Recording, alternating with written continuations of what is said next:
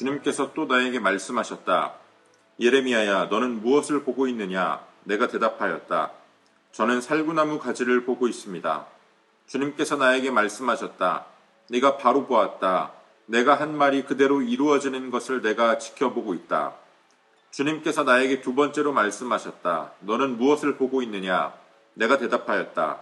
물이 끓는 솥이 있습니다. 그 솥에 물이 북쪽에서부터 넘쳐 흐르고 있습니다. 주님께서 나에게 말씀하셨다. 북쪽에서 재앙이 넘쳐 흘러 이 땅에 사는 모든 사람에게 내릴 것이다. 내가 북쪽에 있는 모든 나라의 백성들을 이 땅으로 불러들이겠다. 그러면 그들이 모두 몰려와서 예루살렘 모든 성문 바로 앞에 자리를 잡고 사방에서 그 성벽을 공격하고 유다의 모든 성읍을 칠 것이다. 나 주의 말이다.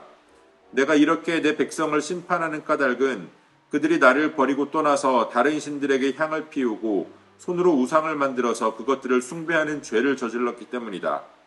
그러므로 너는 이제 허리에 띠를 띠고 준비하여라. 일어나거라. 내가 너에게 명하는 모든 말을 그들에게 전하여라. 너는 그들을 두려워하지 말아라. 내가 그들을 두려워하면 오히려 내가 너를 그들 앞에서 무서워 떨게 하겠다. 그러므로 내가 오늘 너를 튼튼하게 방비된 성읍과 쇠기둥과 노성벽으로 만들어서 이 나라의 모든 사람, 곧 유다의 왕들과 관리들에게 맞서고 제사장들에게 맞서고 이 땅의 백성에게 맞서게 하겠다. 그들이 너에게 맞서서 덤벼들겠지만 너를 이기지는 못할 것이다. 내가 너를 보호하려고 너와 함께 있기 때문이다. 나 주의 말이다. 아멘.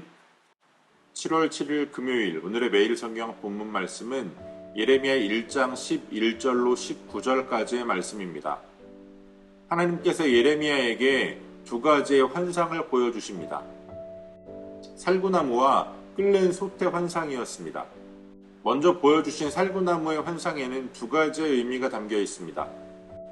먼저는 우리가 이 땅의 나무들을 보면서 또 식물들을 보면서 계절을 판단하듯이 그 살구나무를 통해서 이제는 하나님의 때가 되었다라는 것을 뜻하기도 하고, 또 한편으로는 살구나무의 히브리어 이름이 지켜보다, 지키다라고 하는 히브리어와 비슷한 단어이기 때문에 이 환상을 보여주신 겁니다.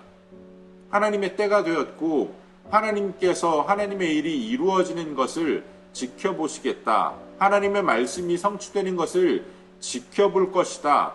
라고 하는 것을 살구나무의 환상을 통해서 말씀하시는 겁니다.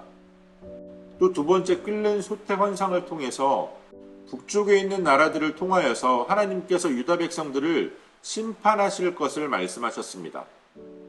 하나님께서 그들에게 이러한 심판을 내리시는 이유는 그들이 하나님을 떠나서 범죄하였고 우상을 섬겼기 때문입니다. 이제 예레미야 선지자는 하나님께서 주시는 말씀을 들고 허리에 띠를 띠고 나아가서 그 말씀을 그대로 선포해야 합니다. 하나님은 유다의 왕들과 관리로부터 또 유다의 모든 백성들이 예레미야 선지자를 대적할 것을 미리 알려주십니다. 그러나 하나님께서 그를 보호하시기에 그 어느 누가 예레미야 선지자를 대적한다고 해도 그를 이길 수 없으리라고 말씀해 주십니다. 스스로를 어린아이로 여겼던 예레미야 선지자를 하나님께서는 굳건한 성읍처럼 만들어주시겠다라고 말씀하셨습니다. 나는 사역자가 아니라고 해서, 나는 일반 성도라고 해서 하나님께서 주시는 말씀을 무시하고 그 말씀을 외면할 수는 없는 겁니다. 오늘 우리에게 말씀이 선포되었다면 우리는 분명히 그 말씀 앞에 반응을 해야 합니다. 말씀을 대적하는 자가 될 것인가, 아니면 담대하게 하나님의 말씀을 붙들고 그 말씀 앞에서 먼저 자기 자신을 돌아보고 또 하나님의 말씀을, 책망의 말씀을 담대하게 선포하는 자리에 설 것인가, 그것을 선택해야 합니다. 우리가 어떠한 반응으로 하나님의 말씀 앞에 설지 그것을 지혜롭게 생각하고 성령의 인도하심을 따라 결정할 수 있는 저와 여러분들이 되어주시기를 소원합니다. 오늘도 우리에게 주신 본문의 말씀을 몇 차례 더 읽으시면서 여러분들에게 개별적으로 깨닫게 하시는 하나님의 말씀을 묵상하시고 각자의 기도로 오늘의 묵상을 마치겠습니다.